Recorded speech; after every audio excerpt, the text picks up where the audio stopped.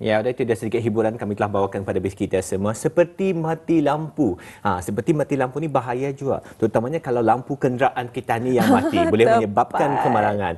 Inilah yang akan dibincangkan oleh penonton dalam segmen Bicara Undang-Undang. Yang akan dibincangkan ialah kemalangan di jalan raya. Apakah prosedur dan hak mangsa? Jadi Alhamdulillah di studio hari ini, Hani, kita akan menjemput siapa dia ni? Bersama dengan kita ni untuk segmen Bicara Undang-Undang memperkatakan mengenai dengan kemalangan di jalan raya, apakah prosedur dan hak mangsa. InsyaAllah Indah Mati Lampu kita ni hidupkan kembali bersama dengan Puan Nabilah binti Zainal Abidin, seorang peguam. Assalamualaikum. Waalaikumsalam. Thank you for having me. Ya, selamat datang ke Rampai Pagi. Syukur Alhamdulillah hari ini kita ni bersua lagi bersama dengan Puan Nabilah dengan topik kita ni yang hari ini. Betul, Alhamdulillah. Kemalangan di jalan raya. Memang sering kita ni lihat ni, Puan, kemalangan jalan raya dan pelbagai macam-macam sebenarnya orang lakukan apabila berlaku kemalangan. Di antaranya mengambil telefon bimbit dia, merakam dulu, lepas tu diviralkan dan segalanya. Ada lagi macam-macam sebenarnya. Jadi untuk pembukaan mukadimah segmen Bicara Undang-Undang, kalau boleh ditanyakan pada kita, apakah yang sebenarnya yang perlu dilakukan sekiranya kita ni ataupun penonton mengalami kemalangan jalan raya? Silakan. Okey. Assalamualaikum. Okey. Sekiranya anda ataupun jalan raya. Sekiranya anda mengalami kemalangan di jalan raya, one of the first things yang penting adalah untuk mengenal pasti adakah perlu menghubungi pihak polis. Okey. There are multiple lists yang perlu ditahu. Okey. Pihak terlibat hendaklah menghubungi pihak polis sekiranya perkara-perkara berikut berlaku. Okey. Iaitu satu kemalangan yang mengakibatkan kecederaan dan juga kematian. Okey. Either or. Alright. Kemalangan yang di mana ada harta benda kerajaan yang terlibat. Okey. Di mana ada pemandu yang terpengaruh minuman keras ataupun dadah. Okey. Mungkin ada pemandu yang tidak ada lesen memandu yang sah ataupun road tax or insurance yang sah. Okey. Because that is considered as one of a known criminal offence. Okey. Jika ada situasi di mana ada kes langgar dan lari yang melibatkan kecederaan ataupun kenderaan as well, it doesn't matter as long as the person runs away is considered a offence as well. Okay. Dan juga di mana kenderaan yang dilanggar itu adalah satu kenderaan yang berdaftar asing. Okay. So kalaulah dalam satu situasi di mana either one of those is listed, lebih penting untuk pihak terus menelefon dan menghubungi pihak polis. Okay. Alright. So let's say dalam a situation where seorang tidak ada kecederaan, okay, tidak ada kematian dan harta benda kerajaan tidak terlibat. Okay.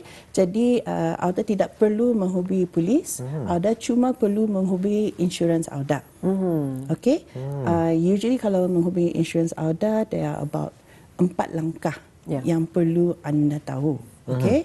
4 langkah ini pun it depends on your insurance policy, but these are the basics lah. Okay. So langkah pertama adalah of course hubungi insurans Auda, laporkan, bagi tahu di mana kemalangan itu berlaku and wait. Tunggu arahan daripada insurans Auda. Okay. Di situ juga you can call your towing company yang mana dibenarkan oleh insurans Auda. Okey.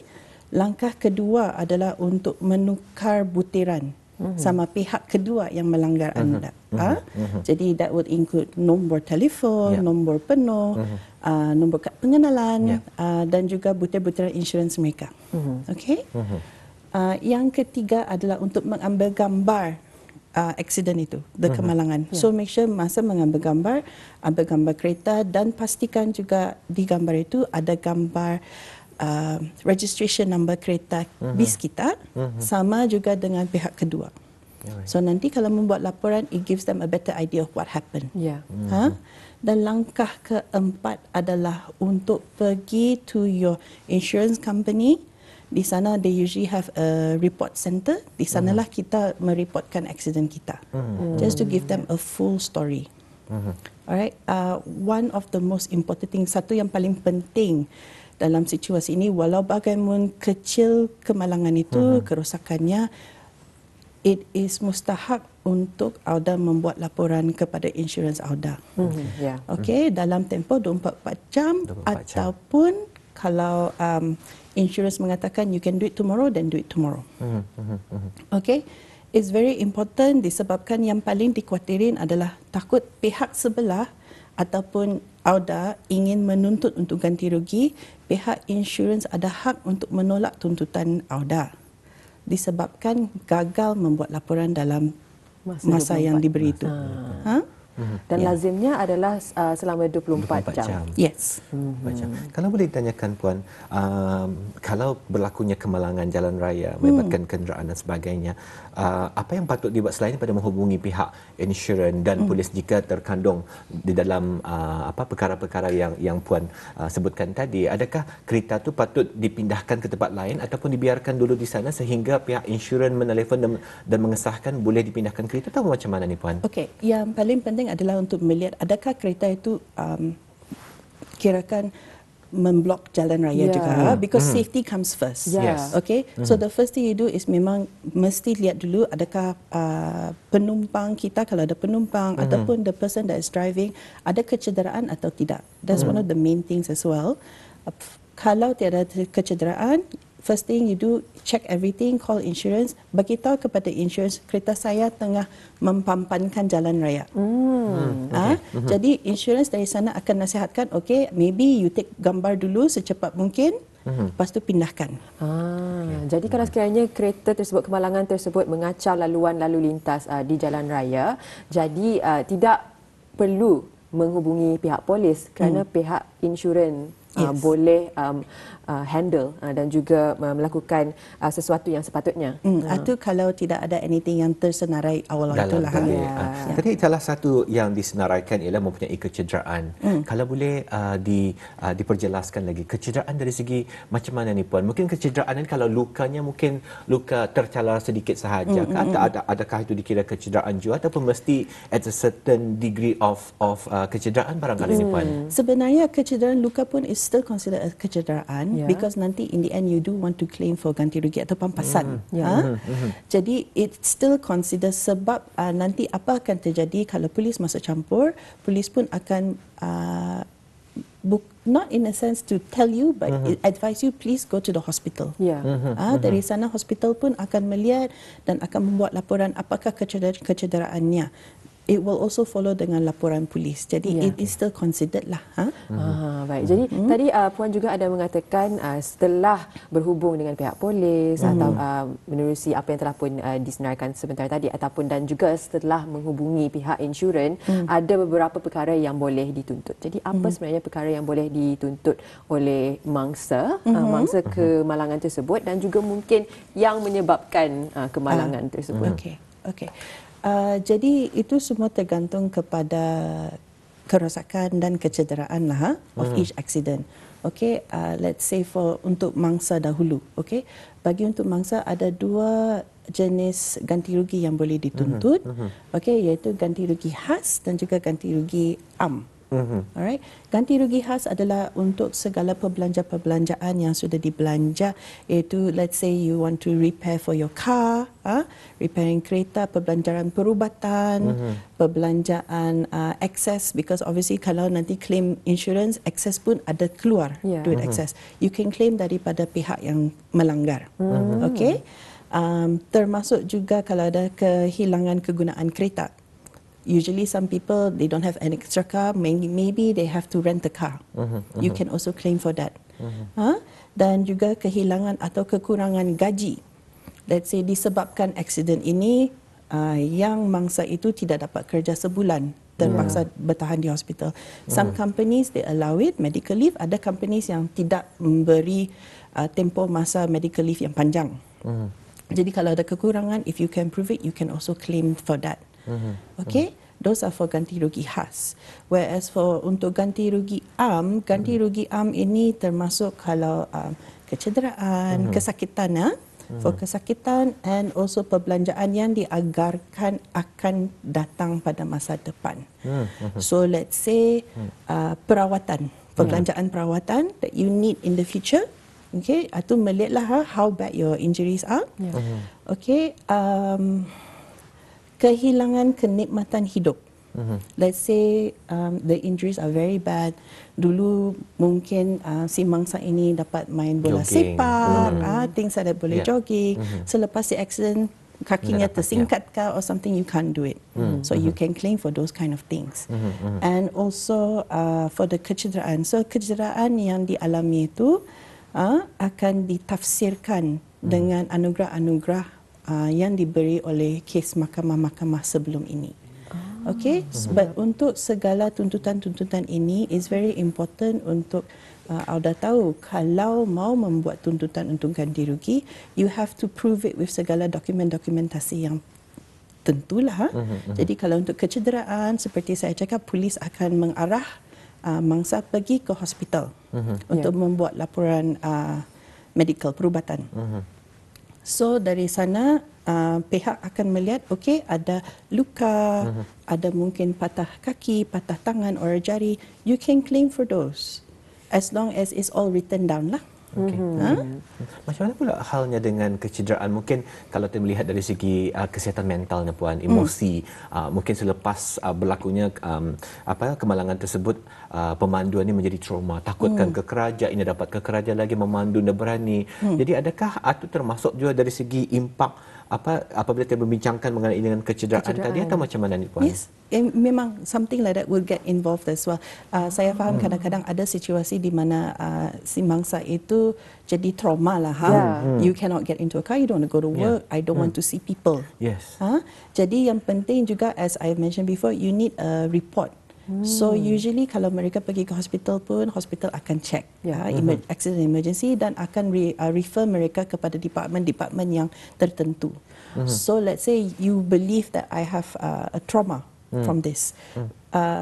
By all means, dia pun boleh pergi ke hospital, bagi tahu that I am experiencing some sense of trauma. Bolehkah saya berjumpa doktor? Dari sana you can get a laporan. If the laporan mengatakan memang betul ada slight trauma or depression juga ada situasi macam itu, boleh juga dimasuk kepada tuntutan. Jadi boleh dimasukkan dalam tuntutan dari segi perubatan, bukan sahaja kemalangan itu secara fizikalnya, tetapi juga secara mental juga Auda boleh menuntut untuk menuntut kos perubatan dari segi psychiatric help. Yes. Kalau tadi boleh tanyakan lagi puan, contohnya saja kepentingannya, mungkin mungkin berdasarkan pengalaman puan barangkali, kepentingan untuk kita ni sebenarnya memanjangkan kes ini kepada syarikat insurans ataupun guaman dan sebagainya. Mungkin ada saja barangkali kes-kes yang puan pernah kendalikan di mana ianya Indah mau dipanjangkannya, dapatnya tadi settlekan di sini sahaja, berunding secara kita ni sahaja. Macam mana puan melihat keadaan ini puan? I believe keadaan ini memang satu yang it happens a lot. Tapi it's memang hak mereka lah. Kalau si mangsa itu merasa saya tidak mau panjangkan kes ini, apa saja yang saya setuju, kalau pihak kedua ada membagi saya offer kah, ataupun mereka cakap tidak apalah, saya membayar untuk kebaikan kereta. Kalau mangsa itu cakap okey, tidak apa, saya terima, it's okay. It's up to them sebenarnya. Jadi sebenarnya bergantung kepada perundingan di antara kedua pihak. Namun kalau sekiranya terjadi kerosakan harta benda awam dan sebagainya, itu mesti dihubungi pihak polis. Baik. Seterusnya, mengenai dengan tempoh masa, adakah terdapat tempoh masa di dalam membuat tuntutan? Tadi mengenai dengan insurans, kalau boleh within 24 hours, di dalam 24 jam tersebut. Bagaimana pula dengan tuntutan-tuntutan yang lain? Selain daripada tuntutan dari insurans, the only other area will be in tuntutan dari mahkamah, dari melalui mahkamah. Okey, kalaulah si mangsa ataupun Auda yang kena kemalangan itu mau membuat tuntutan melalui mahkamah sivil, there's only a tempoh masa of 3 tahun dari tarikh kemalangan itu. Okey, so memang untuk segala undang-undang kalau mau membawa kes ke mahkamah ada tempoh hadnya. Okey, so mengikut undang-undang it's about 3 years from the date of the accident. Untuk melapor untuk memfilekan kes memfilekan kes, mereka ya. ke mahkamah. Okey. Baik. Jadi di dalam tempoh 3 tahun, jadi kalau sekiranya tidak ada persefahaman di antara kedua pihak oleh kerana beberapa isu semasa kemalangan itu terjadi, jadi dalam 3 tahun itu boleh difalkan kes. Yes. Macam mana pula keadaannya jika kemalangan itu berlaku bukan dengan kenderaan yang lain, tetapi penyerang aksiden sendiri, tapi disebabkan oleh mungkin infrastruktur ataupun keadaan jalan raya yang kurang baik, ataupun lampu jalan raya tidak baik, traffic light mungkin kurang berfungsi, itu macam mana kedudukannya tu Puan? It really depends on the situation sebenarnya. Okay, what we can do always is for self accidents we would hope that the person is covered by insurance. Yeah. At least kita boleh membuat laporan ke insurance. Insurance pun boleh datang mengambil gambar situasinya, melihat adakah jalannya betul-betul tidak baik, adakah lampu isyaratnya tidak bagus, adakah tempat itu gelap. Jadi it's not within the driver's control to be able to foresee all these things. In situations macam itu memang insurance dapat cover. Dapat, tapi mengikut syarat-syarat jugalah. You need to see the terms and conditions of the insurance dulu. Jadi di dalam terjadinya kemalangan harus juga ada mengetahui bagaimana caranya untuk menghuraikan apa yang telah pun terjadi secara terperinci, barulah pihak insurans boleh tahu apa sahaja jenis tuntutan yang boleh dilakukan. Mungkin untuk soalan terakhir Puan, tadi telah membincangkan apa tindakan yang harus lakukan ataupun prosedur yang dilakukan oleh orang yang terlibat dalam kemalangan, tapi apa pula peranan yang boleh dilakukan oleh orang sekeliling yang menyaksikan kemalangan terjadi? Mungkin sedikit daripada nasihat daripada Puan barangkali. Okey, bagi orang yang sekeliling yang mungkin nampak aksiden itu, I would advise they should stay. Untuk at least dalam keadaan let's say aksiden itu betul parah. It's quite bad. Obviously nanti insurance akan datang, sama juga dengan pihak polis. You will need your witnesses to be able to give evidence kan, untuk at least pasal kadang-kadang ada situasi di mana pemandu itu suddenly lost consciousness, pingsan. So you need somebody to be able to say that this happened, that happened and stuff. Kalaulah let's say a situation where saya adalah satu pemandu melintas and I already saw accident itu sudah terlaku. Please go. Jangan kita meramaikan di sana juga. Pasal you need to also understand most victims, mangsa mereka pun at that time they're not only, some of them ada merasa malu because it's public. Ada juga merasa macam ketakutan. So it's not good untuk orang ramai-ramai datang untuk crowd the space. Selain daripada kalau perlu mungkin untuk menolong memastikan jalan raya is not blocked or things like that, that's fine. But aside from them, perhaps maybe not too crowd lah. Dan sudah semestinya juga barangkali Hani dan Puan, tindakan untuk mengambil telefon bimbit dan merakam atau mungkin harus dipikirkan kembali adakah penting ataupun indah sebenarnya tadi buat macam tu, apa reason tadi membuat macam tu Puan? Tepat. Kadang-kadang kalau merakam boleh dijadikan bahan bukti, tapi jangan dikongsikan. Correct. Jangan dikongsikan untuk bahan viral. Boleh kongsikan untuk secara dalam teks sahaja, jangan lalu sini kerana ada terjadi kemalangan. Jangan lalu sini. Tetapi kalau untuk memviralkan itu haruslah kita ni berfikir banyak-banyak kali kerana ini adalah privasi dan privasi seseorang itu. Baik. Terima kasih kita ucapkan kepada Puan Nabilah binti Zainal Abidin kerana telah pun menerangkan pada hari ini mengenai dengan kemalangan di jalan raya, apakah prosedur-prosedurnya dan juga jenis-jenis tuntutan yang dapat kita ni ketahui bersama. Terima kasih Puan. Sama-sama. InsyaAllah Terima kita akan kasih. bersua lagi. InsyaAllah. Assalamualaikum. Waalaikumsalam. Thank you.